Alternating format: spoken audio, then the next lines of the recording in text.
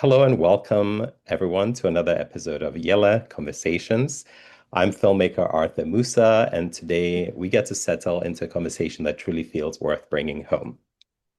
My guest today is Zoey Martinson, an award-winning writer and director whose work moves fluidly across film, television, and theater. Zoe was born on the Menominee Nation and has lived in Africa, in Europe, and the United States, a journey that gives her stories a unique and layered perspective. She's written and directed projects for Paramount Plus, Hulu, HBO Max, including directing episodes of a show I like, my partner and I like Ziwe. Season 2, she directed episodes 1 through 6, and her theater work has toured internationally. Her debut feature film is what we're going to be talking about today, The Fisherman. It premiered at the Venice Film Festival, where it was the first official selection from Ghana and won UNESCO's Fellini Medal. Pretty cool prize. It went on to screen internationally at several more film festivals before something far rarer happened. It opened theatrically in Ghana and Nigeria. The Well, it's going to open Fisherman. in Nigeria this year. Oh, very Yeah, cool. So we're catching you before the before Nigerian theatrical Nigeria and premiere. East Africa. Oh, amazing. Okay, so this is perfect timing. We're right Yeah. in your theatrical run. This is even more exciting because I checked the website and I was like, Oh oh, my, oh yeah, we need to update. I'm putting a note to update website. action items coming from this chat. Anyway, The Fisherman is a heartwarming, whimsical comedy about a retired Ghanaian fisherman who's being forced into retirement, teams up with a bougie talking fish and his quirky friends on an adventure to Accra in pursuit of their dream of owning a boat, blending laughter, magic, adventure, and the vibrant culture of Ghana. I got to watch The Fisherman with my mom in a cinema in Accra this past September because I happened to be home in Ghana and I had missed the film when it screened in New York at the film festival here. But luckily, the timing coincided for me to check out the theatrical release, which was even more special this past September. The movie made my mom and I laugh out loud. It moved us. There were kids in the screening that were having a hoot. And afterwards, audiences just like wanted to talk to each other about how refreshing and different it felt, for a film in a Ghanaian cinema. So of course, I wanted to talk to Zoe about this remarkable film, how it came to be, and how and why she brought it all the way to cinemas in Nigeria, in Ghana, and soon in Nigeria and East Africa. So Zoe, a warm welcome to Yɛllɛ. You've been a storyteller in many forms as an actor, theater maker, TV director, and writer, and now a feature film director. Could you tell us a little bit about when you first fell in love with storytelling? Um, I I think when I was younger, stories were had the most impact on me. Um, I had a very hyperactive imagination. I actually had a lot of imaginary friends, which made me probably look crazy because I was like talking to them in the world. And so I had a very active imagination. And I think because of that, stories had impact on me receiving information and actually absorbing it and letting it stick. My grandma was a very good storyteller. She would tell these like kind of epic sweeping stories to me, and I would believe them until I realized that maybe she was adding a bit of fantasy to them to them when I got older. But I think that was my first introduction to story. And then as I grew, I started writing them, putting them, I always put something into the talent show, even though it was really weird and avant-garde and obscure. I would always enter something into the talent show. I wasn't super popular, but I was just super odd. And what I did is that people just kept encouraging it. They would come and be like, that's such a weird, like, act, in this talent show. But they were like, keep going. And so I just felt like I, it was a way to talk about something bigger. The weird thing is actually I saw the impact that story could have, social justice wise, when I lived in Keta. We Peter Adalate and I started this company after school in Keta Secondary School called Bright Future Arts International. And it was just basically an after school program for arts. But what I noticed is that because I had this American accent, a lot of students that were very close in my age would be like, oh, she knows more, she has answers. And I was like, I don't actually have the answers. Like, we're really close in age, and I'm just a little lost maybe at that point in Mm, my life. And I thought we need to give agency back to this community. And I thought in that moment, storytelling was a great way. Like, what if they take and write stories and then we'll put them up for in Keta? And so we did that. The students wrote and talked about things that were affecting them. And then we created little sketches and skits, and we put up basically kind of like a talent show in Keta.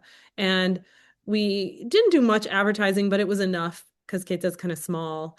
And we had this big audience turnout from the community, and the students got to kind of present the things that were affecting them. And from that, like you said, conversations started mm, and movement happened, but we were talking about things that were local and were impacting people like directly there and then, and what the students wanted to say. And I kind of saw that, and I think Peter and I saw that and thought this is where a story has like a huge impact. mm, It has the ability to actually shift and change culture from a micro level to a macro. And so we kind of expanded that program. It started going into other schools. And then I just thought, okay, this is what I want to do with my life. Like, I want to be a storyteller, but I want to kind of have a social justice lean to my stories. mm. I see. That's fascinating. Mhm. So, reading your bio a little bit, I sense that you've lived and worked in many places. And you just told us about how Keita was very influential in your seeing the power of story, right? Could you tell us a little bit about how or why your life went down all these winding roads and took you on an adventure around the world, and specifically how you ended up in Keita? A good question. I don't know. Sometimes I feel like I'm driving the ship of my life, and sometimes I feel like my life is driving me. Like I just I'm a person that says yes. Like if Mm, a thing comes, I'm not afraid to say yes to it. I'm maybe not afraid to jump into the unknown a bit. Um, I didn't I don't think my home in the US offered a great enough comfort for me to be like, yes, I'm going to stay here and just be comfortable. I think I grew up with not a lot of economic opportunity, not a lot of money, in the US. And so I was excited to see and experience different worlds. And so when I got the opportunity to study outside of Wisconsin, I took it. When I got the opportunity to, study in London, I took it, I mean, I also applied and pushed to kind of see the world in the way that I could, which is that I didn't have the money to just like go and see it. I had to apply for scholarships or for opportunities that kind of came up. And I got rejected from a lot of things, but the ones that um, said yes and brought me where I was supposed to be. One way I got to kind of really experience other cultures in the world was through working with refugee camps. mm, They would allow, I kind of started as a humanitarian aid worker, and I would just come in and they would kind of bring you in at least, and then you would kind of volunteer and fill in where needed into humanity. And it was oftentimes from people who were communities that were displaced by war. And so I wasn't working in the war zone, but I was working kind of with communities um, that had just been kind of removed. And oftentimes it wasn't like people wanted to leave their home. It was a trauma. It's like they had to leave. And I found that as well, storytelling was kind of a great way in to getting to connect to people, but also that people were not necessarily interested in kind of reliving their trauma over and over again in these new spaces. They really were interested in laughing and finding life and finding joy in the day to day to day. And in that kind of, I guess, just weaved its way into how I craft story and how I see humanity. But it did allow me to go many places that I would not have necessarily gotten to go. I see. I see. So that tells me what the roots of your humor and comedic approach to storytelling comes from. Okay, so let's talk a little bit about the process through which The Fisherman came to be. From what I've gathered online, it was originally a short film, and then you made it into a feature now.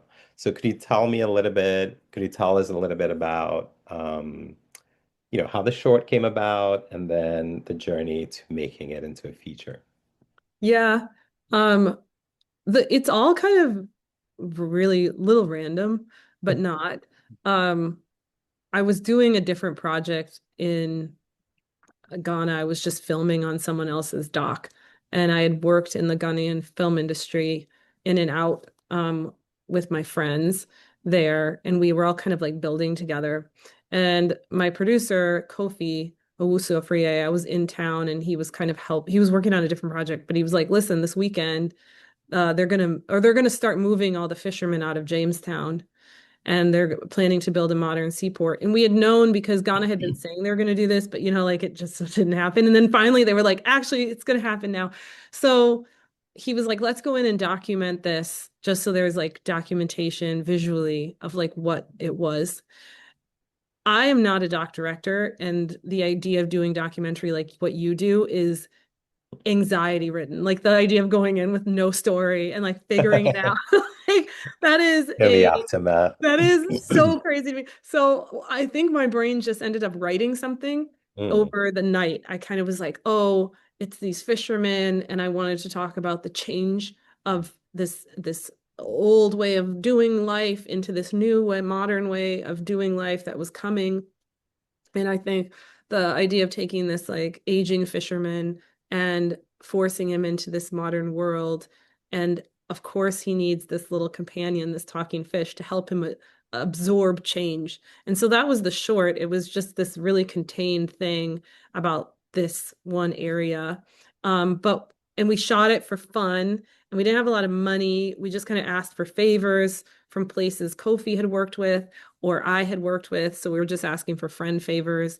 We got a camera loaned to us. We got some equipment. Some of it we paid people, um, off of a tax return. And then we made the movie. And then I came back to the US and I asked this editor to edit it and it with me, and it was beautiful. And I started submitting it, and people just festivals like responded to it, and it ended up winning a bunch of festivals and kind of qualifying for the Academy Awards shortlist. And it was crazy. And we didn't plan on any of that, but what we saw was that there was a hunger to mm. see Ghana and connect to this world. And we thought that was just the jumping off place. A lot of people kept asking me what the feature was, but I didn't have it at that time because I just made a contained short that really wasn't meant to be a feature. Okay. So it took a few years to really synthesize how and where I'd want to go with it as a feature. I just started working in the studio systems. I started writing for American television. I had a few kids during this time. And then during the writer strike, I lost a lot of work. And Mm. Kofi, the producer, was like, now's a great time to work on that feature. So we submitted it to this lab to kind of give us like deadlines, to start writing. And we got accepted to the lab.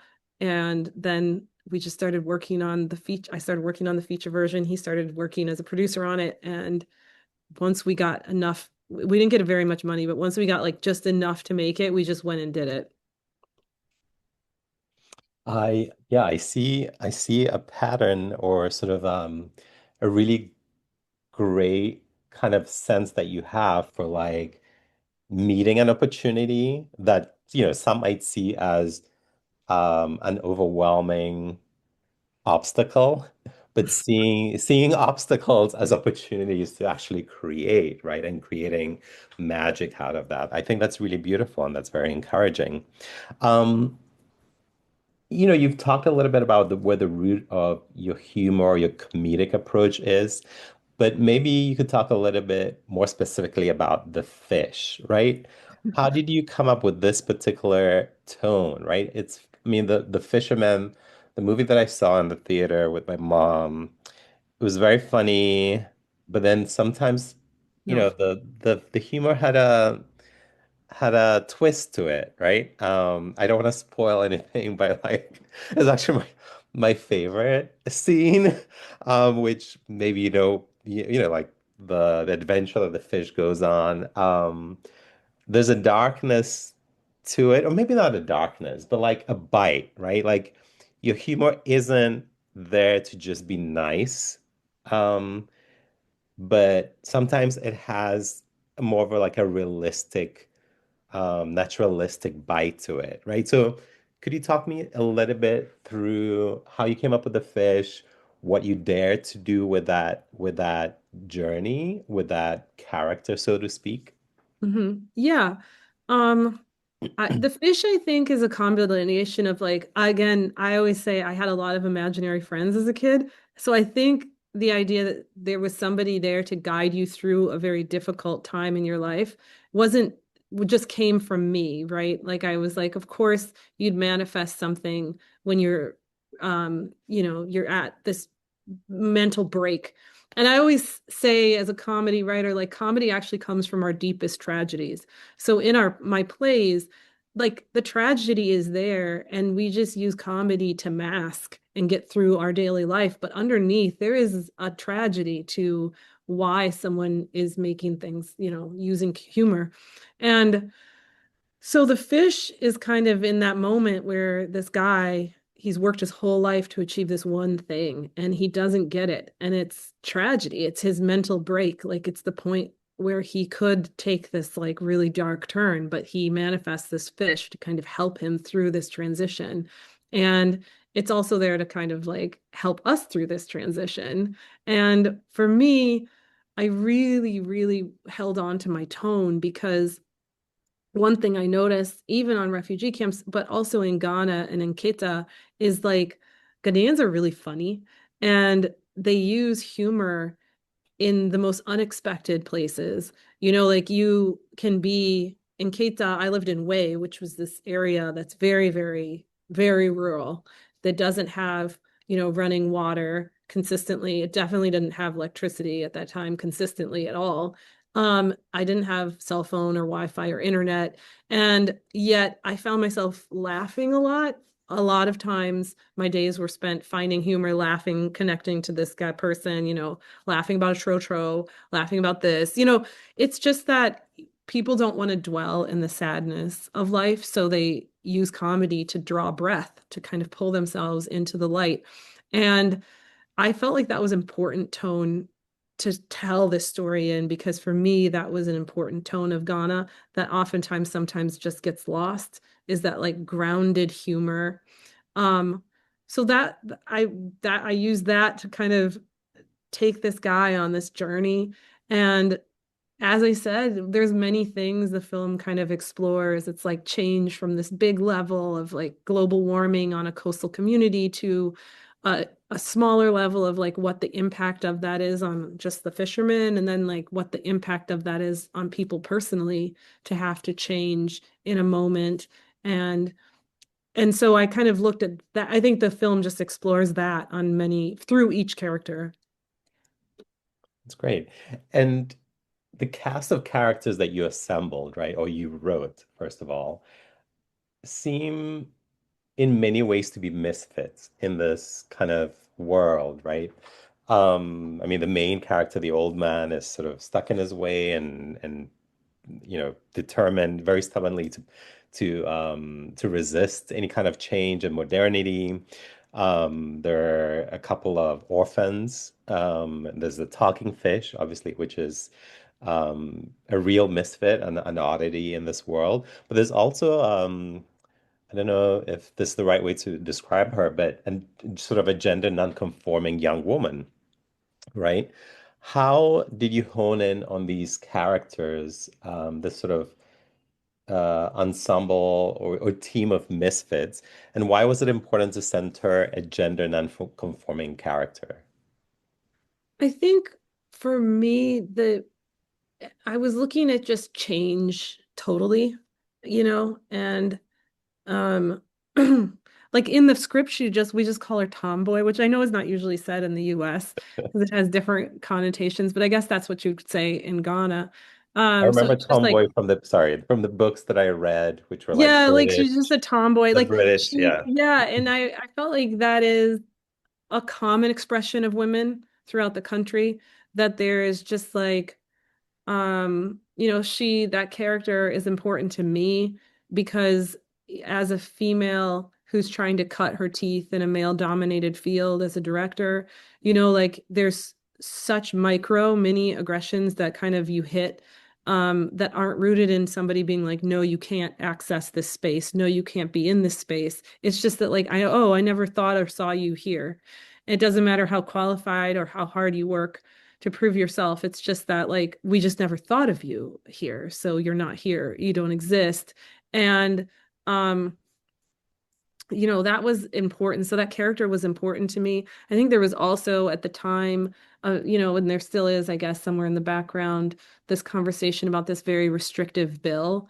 And it isn't just about us, just LGBTQ plus. It's also really restricts women and like the way women get to express themselves, period, just full stop. And I just was like, no, there's like this huge range of what a woman can be and who a woman gets to be. It doesn't have to just be this very linear version of what evangelical Christians have said women should be. Like women get to be just as varied and complex as men, and it doesn't mean anything, like it doesn't have to mean anything.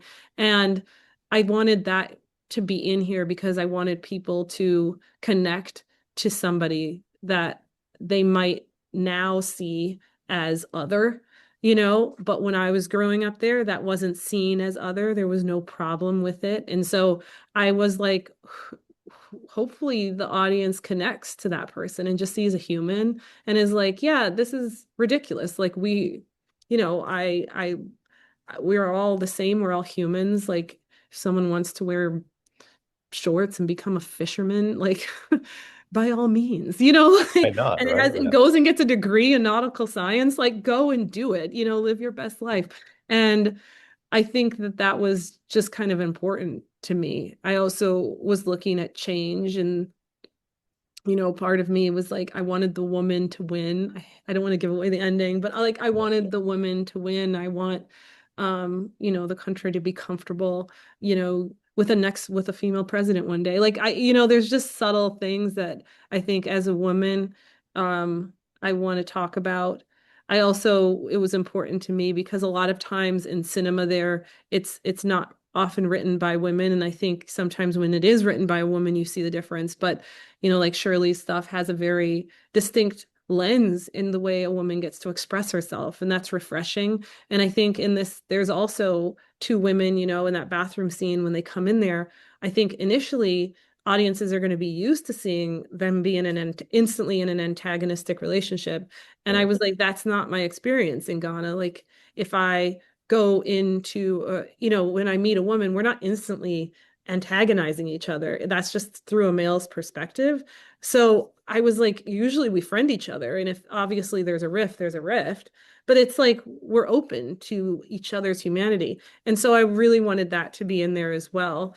Um, yeah, that's, I guess, the long Well, answer no, for the that's a short great question. answer. I love hearing your perspective on like, how what you think, how you process what you think a particular story needs, in terms of the people that carry us through the story.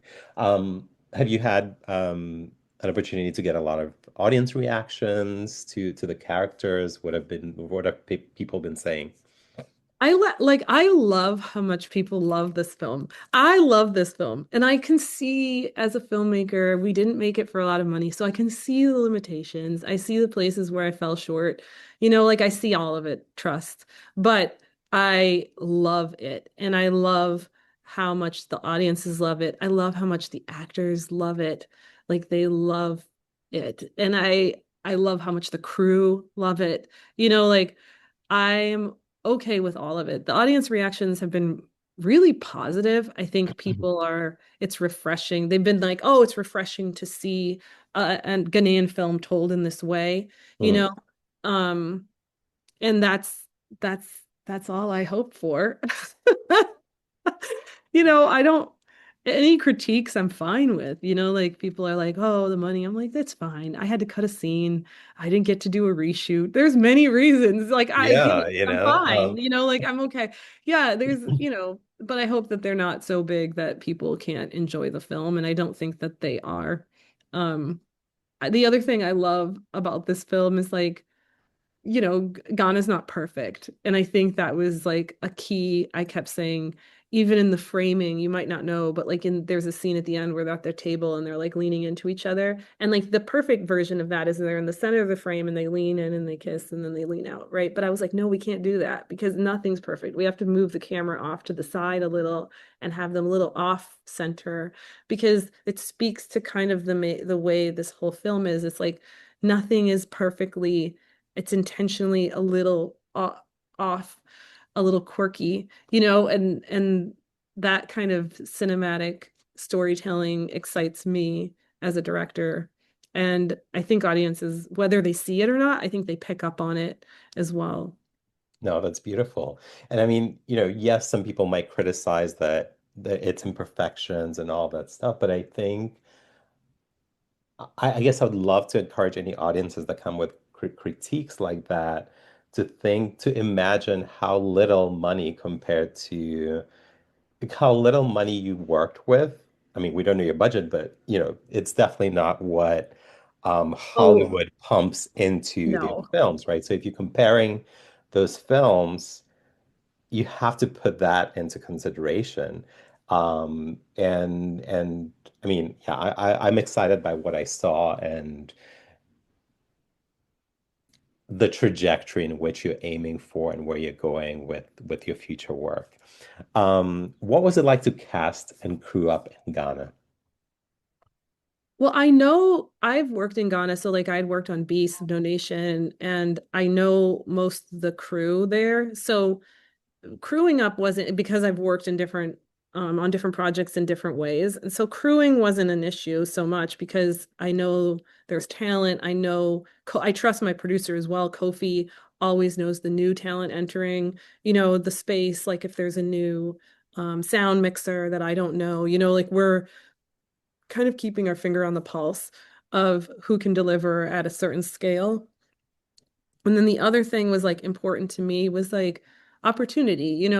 This is a lot of times foreign companies come in and then they bring in the lead designer from another place and then hire Ghanaians behind them. And then the Ghanaians end up doing a lot of the work because a lot of it is so culturally specific, or you need Oh, to know how to source and get things. And so, or to even budget. Like, and I was like, I want to give the lead designers, the head of departments to my friends that are from there, that have lived there, that have cut their teeth just like I have. This is my first opportunity to make a feature, so I want to do it with the most support.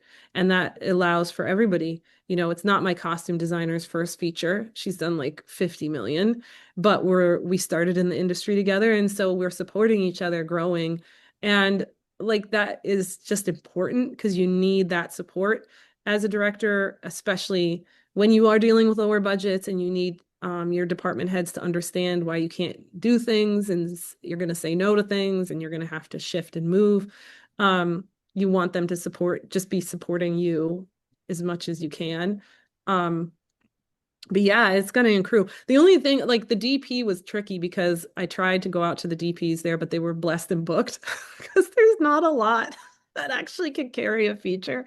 And so I brought a DP from the US, Adam, who I've worked with a lot. But I did try. But they all had like pretty big jobs during the time we needed to shoot. well, And good for ours was them. not like, and also like you have to know like we're paying, but we're not able to compete with like a $5 million budget film, so you can't take it personal when someone's like, yo, I got to make my bread for the year off this film. And I'm like, fair enough. So, whoever was able to be in this space was there. Yeah, and I saw some sort of behind the scenes clips that you shared on Instagram. I think I mean, there was like some shooting in the water. Hmm. What were some of the toughest things that sort of pushed your production experience and yeah, in this particular project? Shooting in the water is something I like doing, so I Mm. am familiar with that. I think it was that I wanted to make sure there was a lot of safety involved. Um, we made sure that before we went out, one thing the fishermen do, if there's anybody that's not fisherman or like strong swimmer, is they do kind of a prayer to enter. And so we had the boat chief brought the traditional priest and he did like a whole prayer for the actors that were about to enter. They did a whole like ceremony for us to film on the coast next to the water. There's like when you go into a community, you want to make sure that you're kind of like integrating with that community and you're not just like forcing yourself on it. So we worked with the chief. The chief Boutre was so kind and helpful and made announcements and, gave us parameters to shoot within and, let people know if they don't want to be seen, and they don't want to be an extra, please, maintain these parameters. He helped us get clearances because our hope was that we could distribute the film. So we had to make sure everything was at code, like all our locations have signed agreements, everybody that's in it has a signed contract. Everybody signed and was paid because if you don't pay someone, then you technically don't own their copyright. So like we made sure like all of it was going through the right channels, but at the same time, you have to understand that maybe a portion of the fishermen can't read. So you really want to make sure you're using the chiefs to translate and that there is a witness to someone saying yes to something. And so we just did all of that. The Ghana Navy from Takoradi came and they were like extras on the boats. So they were actually the fishermen that are on the boat. We dressed them as fishermen, but they were there just to keep the crew and everybody safe in case someone fell overboard. No one fell overboard, but we just wanted to make sure that there was like strong swimmers. There was a support boat offline that they brought from Chakrati just to kind of like, because the canoes, you don't want to just get expensive cameras on these canoes. They can But be yeah, an we tried. adventure. Yeah, there could be an adventure.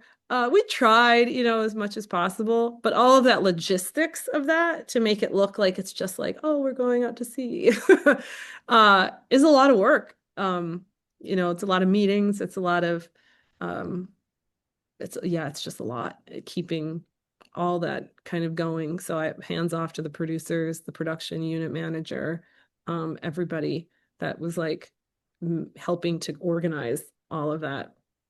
I But salute your entire team. That's yeah. amazing. Clearly, a lot of care and thought beyond just sort of standard production to do. You also kind of paid attention to what was essential for this production to be ethical on the ground in the particular context. So hats off to you, and especially on the limited budget. Um, so what were your goals for the festival run, right? You premiered at Venice and then you took it elsewhere.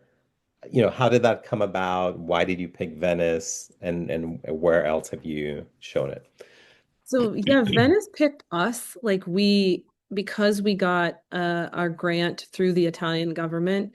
It was a grant that's then given to the producer, so the production company, but the um it gives us an in to submit to Venice because like I think one thing that we learned where we kind of fell short was like we didn't know distribution. Like we really Mm. knew how to make a film, but we did not know how to take a film out. So we learned a lot of times after, which is why our cinema release is a little delayed, right? Like usually you would have done all your cinema releases last year, but we had to figure out how one does that. Like we didn't even know, like this has all been such a huge learning curve.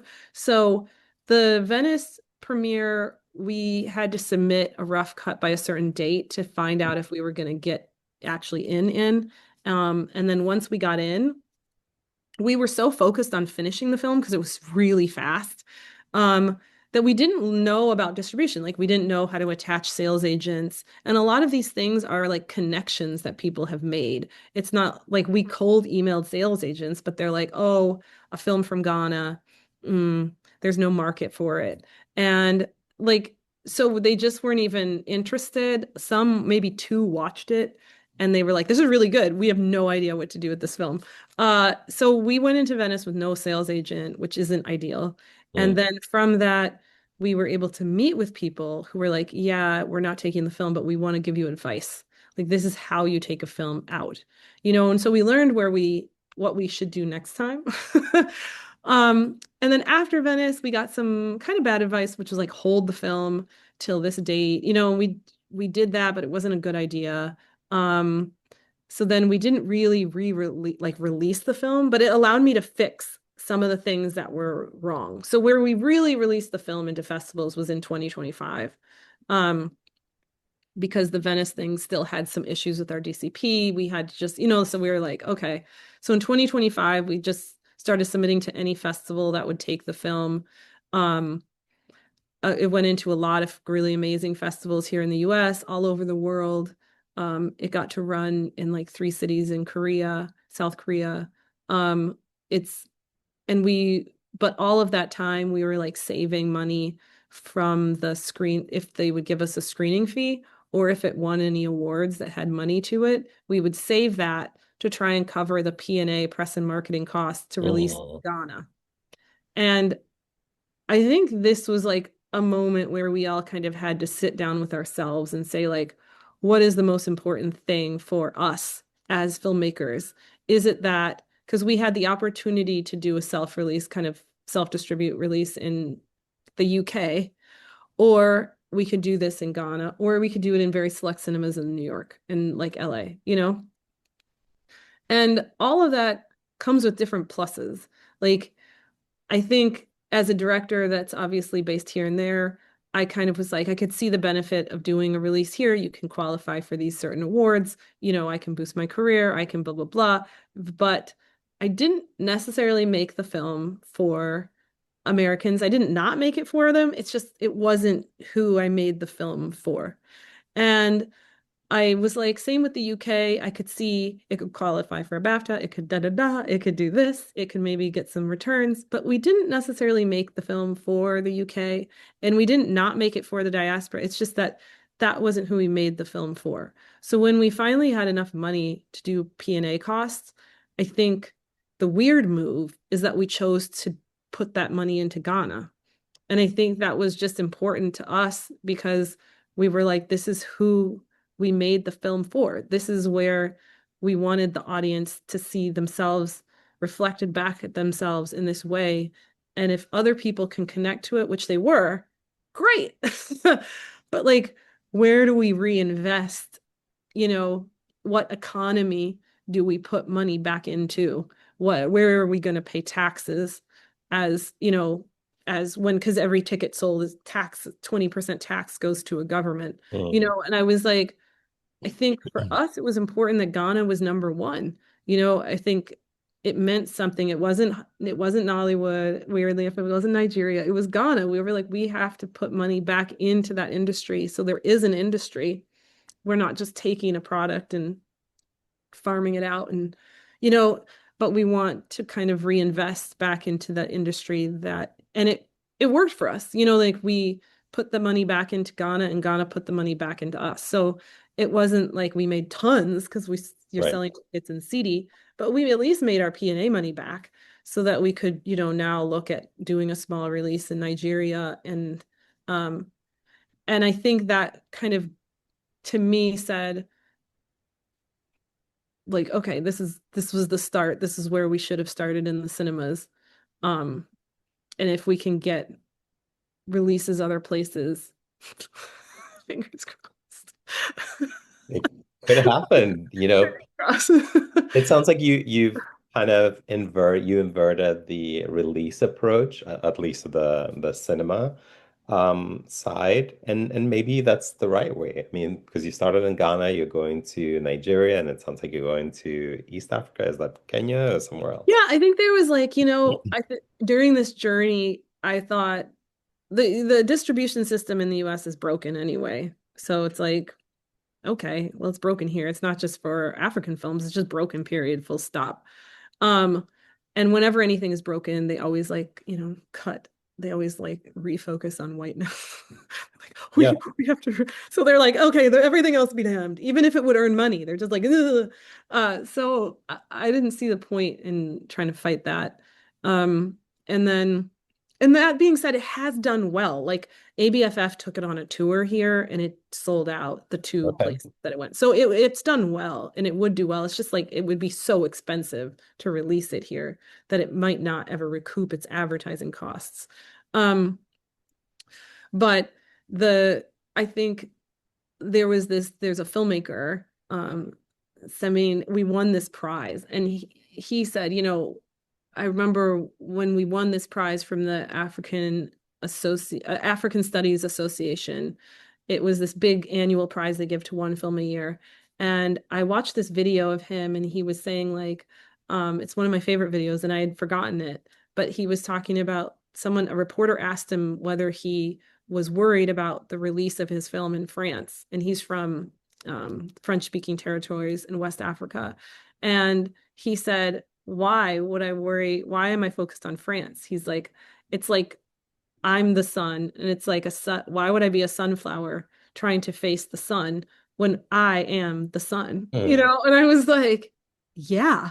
Like why why are we not operating as though we are the sun in Africa? Like why are we trying to go and face this other direction and give our power away? I'm like, this is the sun. So if this is the sun, we then were like, we want to release it in every region of this continent that will allow for us to release it. And in doing that, we realized like all these regions release all these Western films like all the time. Oh, to Hollywood, da da da da da da, this and that. No P&A, just release, release, release to see what they can get.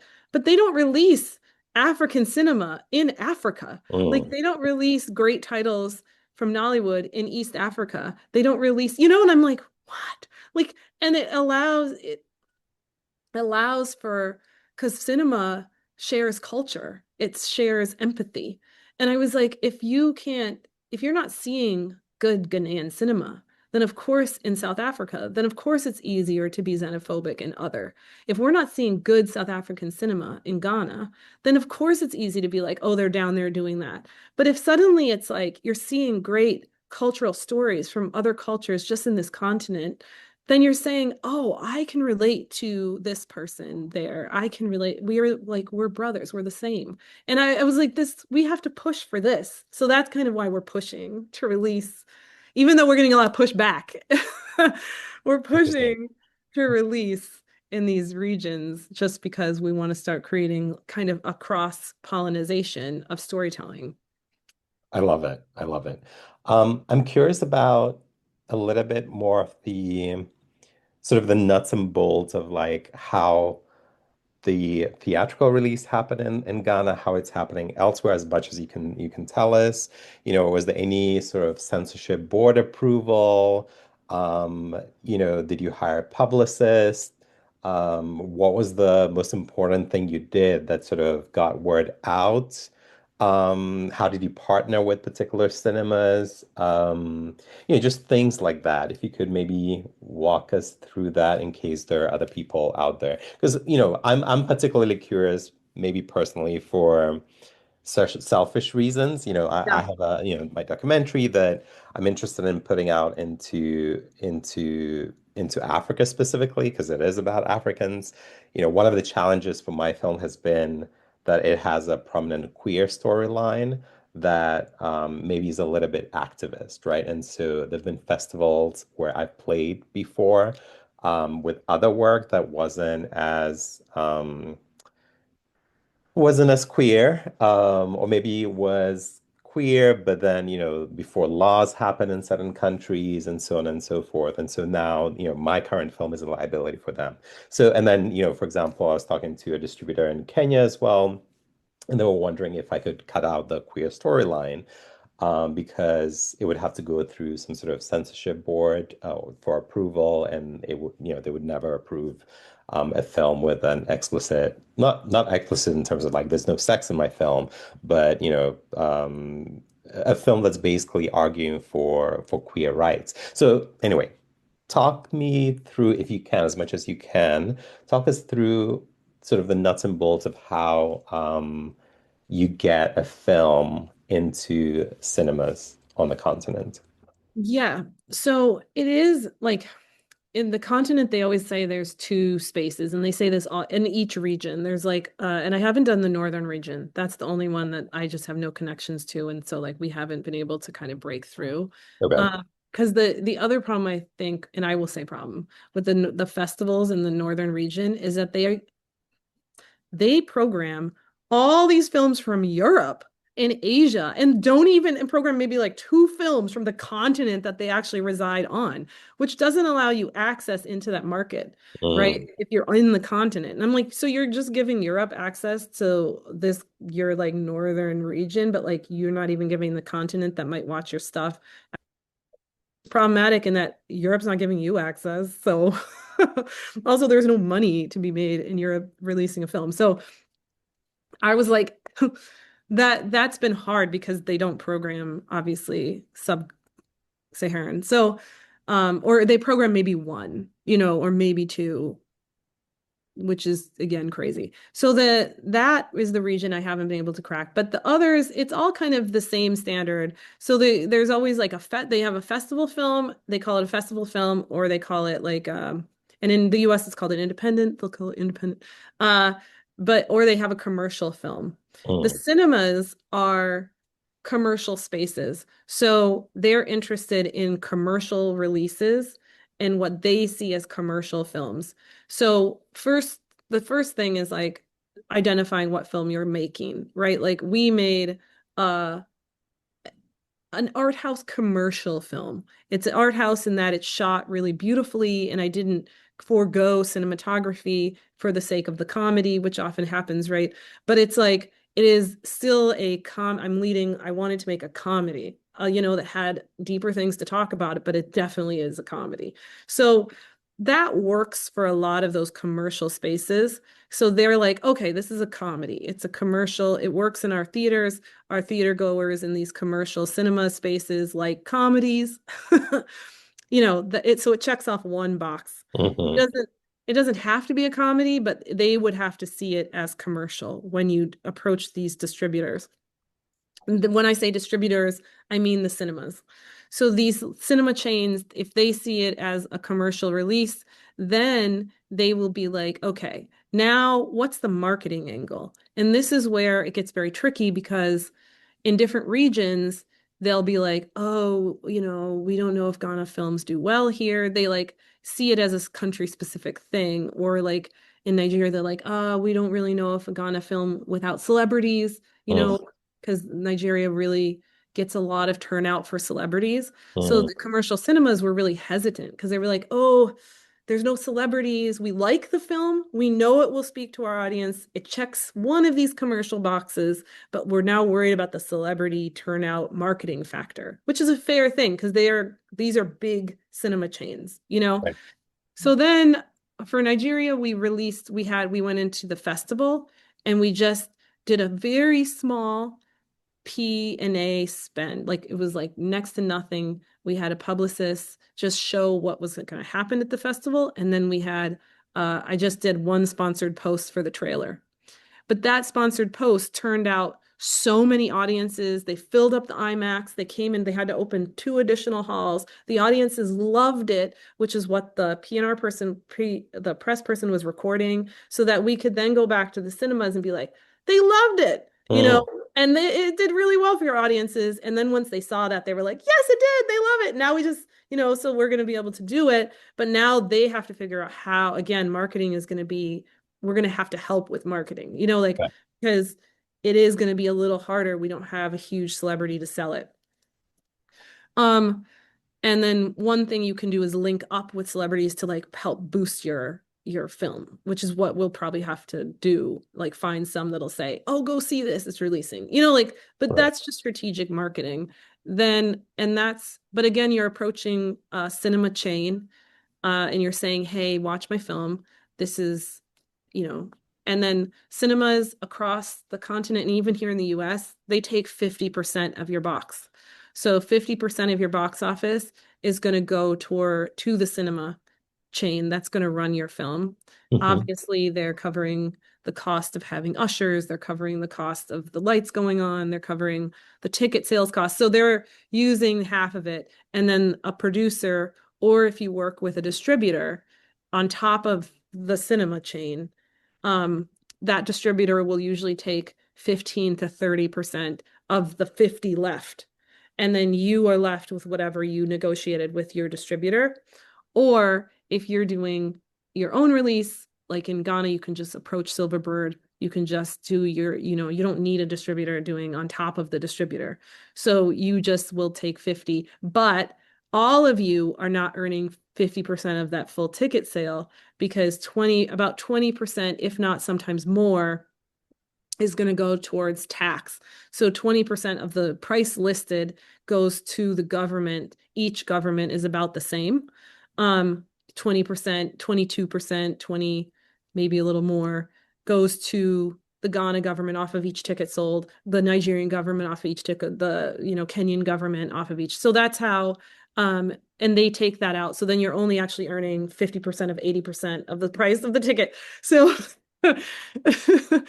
and so the cool thing about Nigeria is like that cinema has a lot of cinemas. So there's like an opportunity to get all over the place. The hard thing about Ghana is there's not a lot of cinemas. So like you're really, really, it costs a lot of money just to get a trotro or get a ride just to go to the malls to see this film. Then they have to pay for the film. Then they have to pay for popcorn or food. Then they have to leave. So you're kind of asking for a large lift.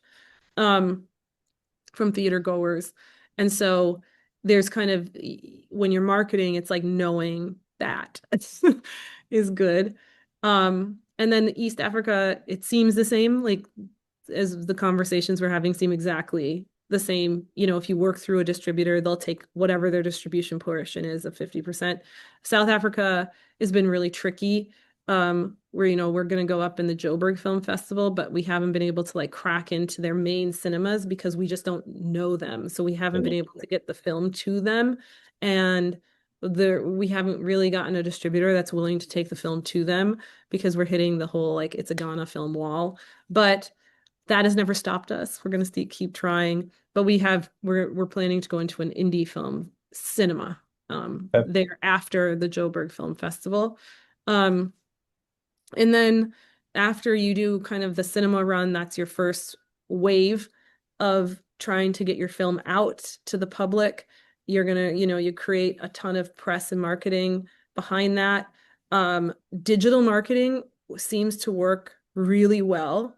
If you can get a press PR person, in each of these countries right now, we're interviewing press people for South Africa and for Kenya, and they help with getting, like the good places to get the word out are like the morning radio shows and the evening or the commute show, Mm. because people are in cars going to work, they're in trotros, they're listening to the radio, they're in trotros are just like a public transportation bus, but they're called different things everywhere.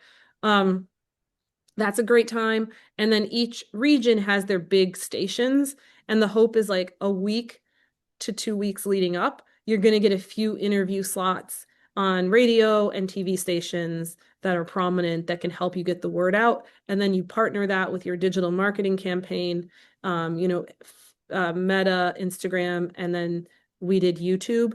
And that can hopefully get you some, people going to see and knowing that your thing is going on. And then you're creating a buzz. And so you hope people invest in going to the cinema. But if not, you're also creating value for your film. So the hope is that then will translate in where you sell the film to a streamer afterwards. In Africa, that part is the trickiest part.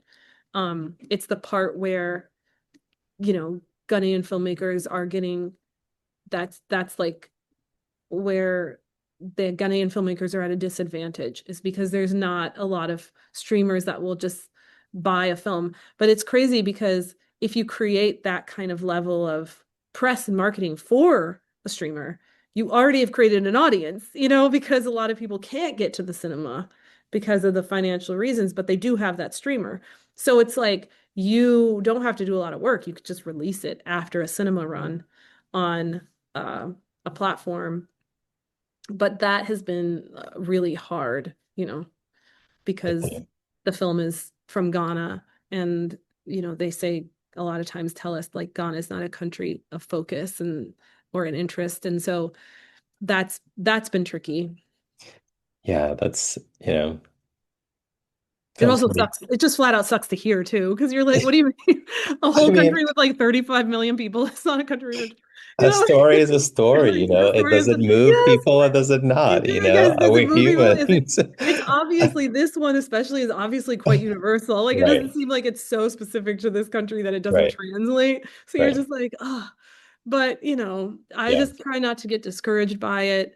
I try not to. You're up against greater things, like especially if you watch a movie like Eyes of Ghana, you see like there is this, you're up against economic blackmail, you're up against economics that have wanted to keep regions less than so that they can gain off of it. And all of this comes to play when you have a product, and you're like, oh, okay, yeah, I get it. All right. I see what you're trying to do. I don't know, you don't know how to fix the whole thing, but you're trying to like at least just keep pushing through it. And I'm like, I just try and be like, it's not specific to this film. It's a right. problem that's specific to an entire continent, but I'm not going to stop doing it because, you want to keep us out. I'm just going to keep doing it. That's amazing, Zoe. I mean, You from your can just story, keep being like, damn, she's doing it again. that trouble causer. That rabble Um, rouser. yeah, yeah, yeah. Making another So, film we have to ignore. so one of the things that's stood out to me and everything you've so generously shared today is your reliance on collectives or your reliance on leaning into the people that you've sort of come up with in different places, right? So there might be infrastructural challenges in place. There might be limitations of financing that we can raise. But what you're rich in is the people that you've sort of come up with, that you've met along the way on your journey, both personal, in your personal life and your professional experience. And that's where it seems there's this richness and extra strength that helps you overcome some of these challenges. And I've had a few of these conversations with people, both creatives and people that are sort of reporting on the creative industry. And that is a commonality in many of the conversations. That community is really what is getting people through the challenges and making people look kind of bigger and able to create things that are bigger than the obstacles would suggest that they'd be able to. So anyway, kudos to you.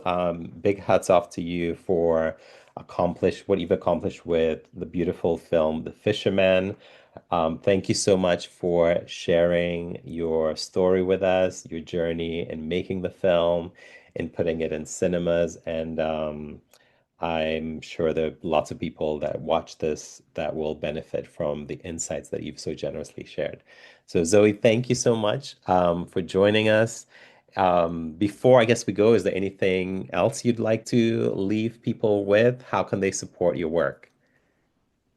You can totally support the fisherman at the fisherman dot film on Instagram and other social medias.